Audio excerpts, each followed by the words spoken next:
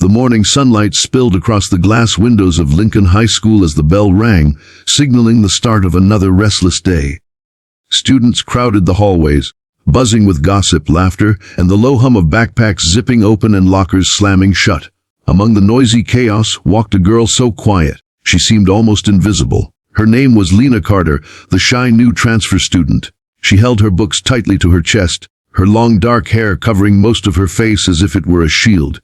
She didn't speak much, didn't argue, didn't look people directly in the eye. To most, she looked like an easy target. But what no one knew, not the teachers, not her classmates, not even the principal, was that Lena wasn't just another timid girl trying to survive high school. Beneath that silence was a fire, a discipline honed through years of sweat, practice, and countless hours of martial arts training. Lena was a black belt Taekwondo champion, someone who had fought in tournaments across the country. Yet here, at this new school, she chose to remain hidden. She didn't want attention. She didn't want to fight. She only wanted peace. But peace rarely lasts long when bullies smell weakness. At the far end of the cafeteria, a group of students ruled the school's social hierarchy like self-proclaimed royalty. Their leader was Mason Blake, a tall senior with sandy blonde hair and a cruel smirk permanently plastered on his face. Mason had money, popularity, and the kind of arrogance that made teachers hesitant to discipline him. Around him, his loyal pack of friends laughed at every joke he made, no matter how cruel. Mason thrived on humiliating others.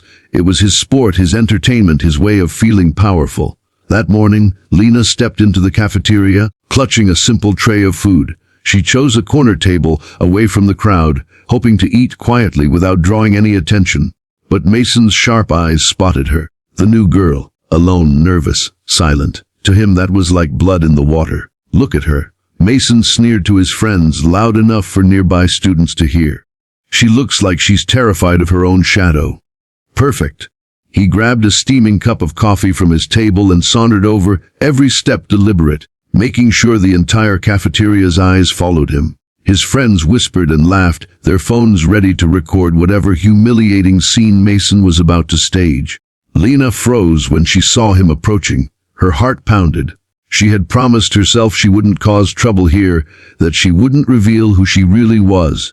But when Mason leaned over her table, towering above her, she knew trouble had found her anyway. Well, new girl," Mason said mockingly. "You look thirsty. Here, let me help you with that." Before Lena could move, before she could even react, Mason tilted his cup and poured the hot coffee directly over her hair and down her shoulders.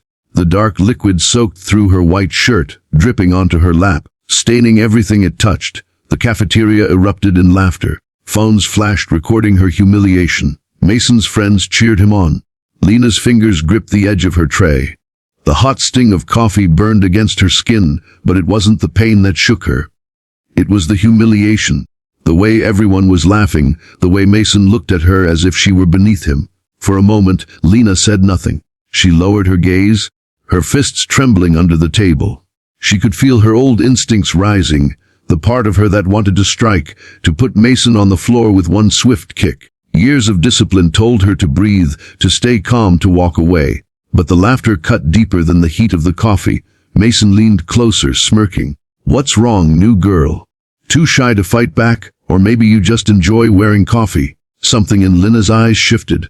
For the first time, she looked directly at Mason, her gaze sharp, piercing through his arrogance. The laughter around them slowly began to die as people noticed the change in her expression. Lena stood, her soaked shirt clinging to her, her small frame trembling not with fear, but with restraint. Mason didn't notice. He thought he had already won. But Mason had just made the biggest mistake of his life.